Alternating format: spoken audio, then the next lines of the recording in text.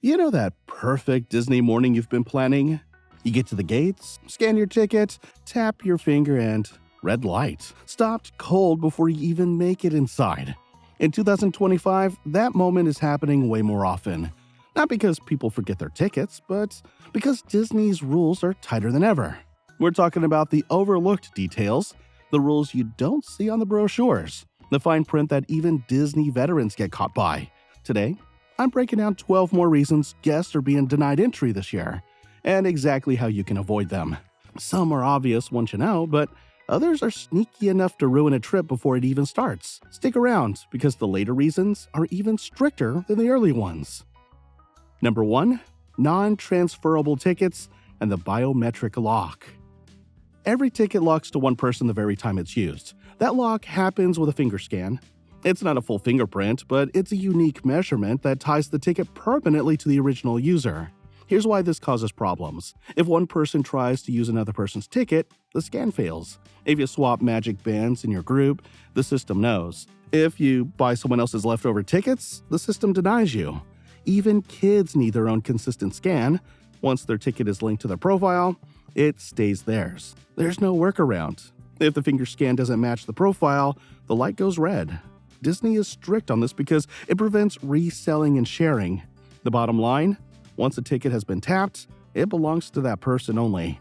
If you plan on using a ticket, make sure it's assigned to the right person from day one, and don't swap bands under any circumstances. Number 2. Florida resident tickets without proper proof. Florida resident tickets are heavily discounted, which makes them one of the most tempting deals, but those savings only apply if you can prove residency, and Disney does check. The rules? Valid Florida ID must be shown on the first use of the ticket. Acceptable forms include a Florida driver's license, state-issued ID card, or certain official documents paired with a photo ID. Even with digital verification, the system sometimes requires an in-person check at the tap styles. If you don't have your ID, the ticket is invalid until you do. This catches people in two ways. Either they buy the tickets without realizing proof is required, or they assume online verification is enough and show up without a physical ID. In both cases, entry is denied. The rule is firm. If every person in your group using a Florida resident ticket can't individually prove residency, they're not getting in. Out-of-state family members using a Florida residence ID don't qualify. Forgetting your ID in the hotel? Same outcome. The safest move is simple. If you're using a Florida resident ticket, carry a valid Florida ID every single time you head to the parks until it's activated. Number 3. Annual pass holder denials. Good-to-go days and blackouts. Annual pass holders face a whole different set of pitfalls in 2025. The introduction of good-to-go days and the continuation of blackout dates mean having a pass doesn't guarantee automatic entry. Good-to-go days are advertised as reservation-free days, but the details matter. They don't apply equally across all parks, and they vary by pass tier. If your pass doesn't match the eligibility for that park on that day, you'll be denied at the gate even though it's labeled good to go elsewhere. Blackout dates are even stricter. Many pass levels exclude peak times like holidays, weekends, and summer blocks. If you show up on one of those dates, the system immediately rejects your tap. It doesn't matter that you hold a pass worth hundreds or even thousands of dollars, the denial is automatic. The key takeaway? Pass holders must check both the blackout calendar and the good-to-go calendar before heading out. Just because a friend with a standard dated ticket can enter doesn't mean that your pass will let you in. In fact, in 2025, this mismatch is one of the most common reasons groups get split at the gate. And this is just the start, because once we move past pass holder quirks, we get into expiration windows, park hopper traps, and hard ticket events, situations where people think they're holding a valid ticket, but the fine print says otherwise. And the tap style's never been the rules. Number 4, date windows expire, even with multi-day tickets. Disney's ticketing rules don't just care about how many days you bought, they also care about when you use them. In 2025, every multi-day ticket comes with a fixed validity window. That means if you purchase, let's say, a 5-day ticket, you usually have 8 days total to use it. A 3-day ticket might give you 5 days. The longer the ticket, the longer the window, but it's always finite. The denial happens when guests assume those days can be spread out indefinitely. You can't buy a 7-day ticket and use 3 days this month, 2 days next month, and save the rest for later. Once the expiration window closes, any unused days disappear from the system. At the tap styles, the ticket scans are expired and the red light flashes immediately. The mistake often comes when guests who are used to the old paper ticket system, where days lingered for years, that era is long gone. In 2025, Disney's digital system strictly enforces date rules, even if you see unused days in your app. If the validity window has passed, they are no longer active entitlements. The fix is simple but non-negotiable. Plan to use every day of a multi-day ticket inside its assigned window. Check the calendar carefully when purchasing because the start date determines the expiration range. If you don't, you'll end up paying full price again just to re-enter. Number 5. Second park without park hopper. Another extremely common denial happens when guests try to enter a second park without park hopper access. Disney sells base tickets as one park per day. If you start your morning in Animal Kingdom, that's your only park for the day. Walk over to Epcot in the evening with a base ticket, and the tap style blocks you instantly. Many people assume they can simply upgrade at the gate if they change their mind. Well, you can add park hopper through the app or guest relations. It isn't always instantaneous. The system sometimes requires syncing across profiles, refreshing the app, or even re-tapping the band. If you're arriving just in time for a dining reservation or fireworks, that delay can cost you. Another overlooked detail in 2025, park hopping isn't available all day. Disney lifted the 2 p.m. restriction from earlier years, but hopper access is still subject to park capacity. If the second park is at or near capacity, hopper access is denied even if you've paid for it. The tap style checks your entitlement and the park's capacity status. The solution is forward planning. If there's even a chance you'll want to visit more than one park in a day, add hopper before your trip begins. It guarantees access in normal conditions and prevents the frustration of being turned away at the second gate.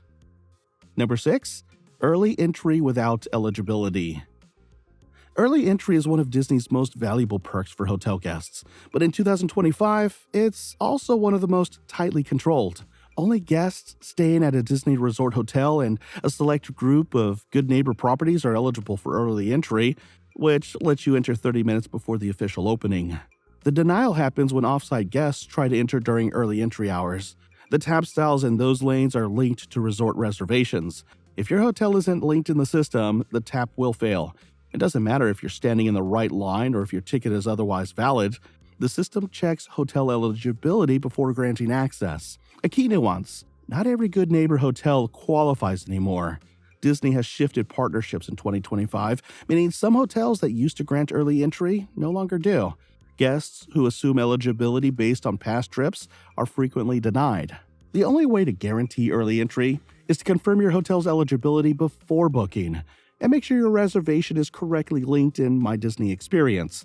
If you're off-site, you can still enter at the official opening, but any attempt to bypass into early entry lines will trigger an automatic red light. Number 7. Party nights and after hours require the right ticket. Disney runs multiple hard ticket events throughout the year, from Halloween parties to Christmas celebrations to late-night after-hours events. These are entirely separate admissions. A regular day ticket does not convert into evening party access. The denial happens during the wristband sweep. Starting late afternoon, cast members check for event wristbands. If you don't have one, you'll be directed out of the park. Even if you have a valid day ticket, you cannot remain past the event start time without the special ticket. Attempting to enter during the party with only a regular ticket triggers a red denial at the tap styles. Many guests are surprised by this because party days still allow normal admission until the event begins. You can enter Magic Kingdom at 9 a.m. with a standard ticket, but by 7 p.m., you'll be swept out unless you've purchased the separate party admission. The system enforces this strictly. The same rule applies to after-hours events. These are marketed as premium, low-crowd nights. Standard admission tickets end at closing time, and without the after-hours ticket, the tap style blocks you from re-entering. The takeaway: check the calendar before booking your trip. If your goal is to stay late, make sure you're not visiting on a party or after-hours date unless you've purchased the right ticket. Otherwise, you'll be denied access the moment the event begins. So far, We've looked at tickets tied to dates, hopping rules, hotel eligibility, and special events. But the deeper you go into Disney's system, the stricter it gets. Next, we'll cover technical issues that block entry, tickets not linked correctly, digital setups that fail, and even counterfeit tickets that never scan. These are the denials that blindside guests who think they've done everything right. Number 8. Tickets not linked or not assigned equals tap fail. Disney has moved almost entirely digital in 2025. Physical ticket cards exist, but most people rely on the My Disney Experience app or Magic Bands. The system only works if every ticket is properly linked to a profile. If it isn't, the tap style will reject you immediately. This happens more often than people expect. Families buy tickets for a group but never assign each one to a specific person in the app. Or they think linking to a single email covers everyone, when in reality, every individual needs a ticket tied to their unique profile. Another common issue: tickets purchased online but never actually activated in the system. They sit in a digital limbo until someone links them correctly. At the gate, this shows up as you tap your band or phone, the scanner checks for valid admission, finds none, and denies you. It's one of the most frustrating denials because you've technically paid, but the system doesn't see it. Fixing it means stepping aside to guest relations, proving the purchase, and waiting for a cast member to manually correct it. The only way to avoid this denial is to triple check your app before arriving. Every person in your party should show a valid, linked ticket in their profile with the correct dates assigned. If even one person doesn't, the tap style will catch it. Number 9. Sketchy third-party tickets. Disney tickets are non-transferable and tracked digitally. That means buying from unauthorized sellers is a major risk. In 2025, the system is more aggressive than ever at detecting counterfeit or partially used tickets. The most common scam is someone reselling unused days from a multi-day ticket. Once a ticket is tapped the first time, it's locked to that person forever. Selling leftover days is useless. The ticket won't work for anyone else. The scanner catches this instantly. Other scams involve printed tickets that look real but have never been activated in Disney's system. They won't link in the app, they won't scan at the tap style, and they leave you stuck outside while your vacation time slips away. The only safe way is to buy through official sources, directly from Disney, through their app, or from trusted resellers like Undercover Tourist, AAA, and select travel agencies. Anything else carries a high risk of denial. And here's the bonus. Undercover Tourist isn't just safe, they can actually save you money. Right now, you can save up to 35% on Disney World Resort hotel rooms when you bundle your tickets and hotel together through them. It's legit, it's authorized, and it means you'll walk up to the tap styles with confidence instead of crossing your fingers. Check the link in the description to see current deals. Number 10. Capacity and phased closures. This one is rare but devastating when it happens. Disney parks can close for capacity during peak days like Christmas, New Year's Eve, or even unexpectedly busy weekends. When that happens, Disney uses a phased closure system. Phase 1 might limit entry to day guests without reservations. Later phases restrict entry further, allowing only annual pass holders, resort guests, or those with specific reservations. In the strictest phase, no one else is allowed in. Period. If you arrive during a closure phase that doesn't include your type of admission, the tap style denies you even if your ticket is valid. This surprises many guests who assume a purchased ticket guarantees entry. It doesn't. Tickets guarantee eligibility, but not space if the park is physically full. The best way to avoid this scenario is to arrive early on peak days. Morning entry almost always gets you in before closures begin. Relying on afternoon arrivals during holidays is a gamble that often ends with denial at the gate. Number 11. Park-specific rules that trigger instant stops. Sometimes, denial isn't about tickets at all. It's about park rules. Each Disney park has specific restrictions, and breaking them can stop you at the gate.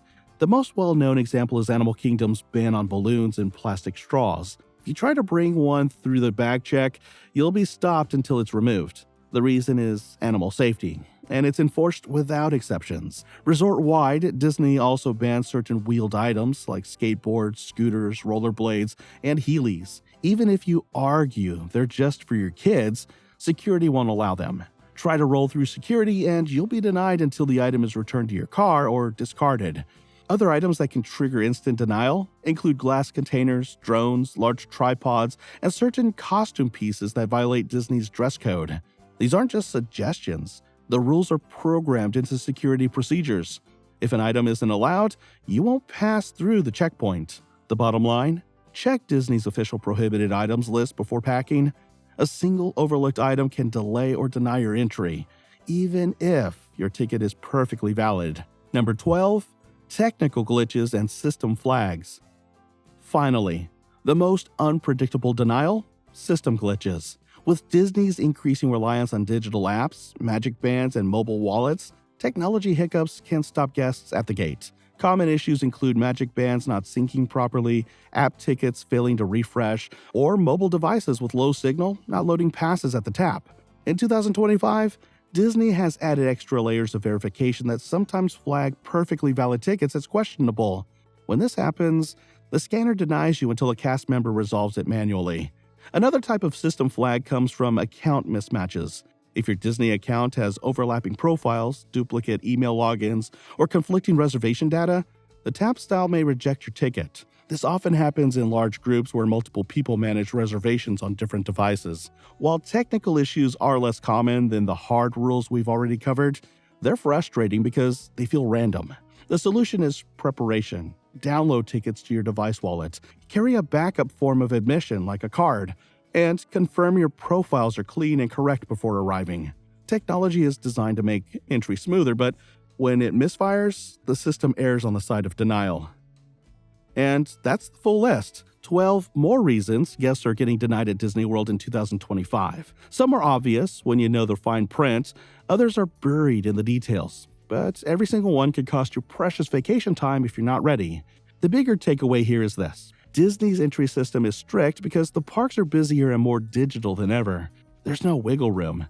Either everything lines up, tickets, ID, profile, hotel, and rules, or you don't get through the tap styles. The good news? Now you know the traps most people fall into.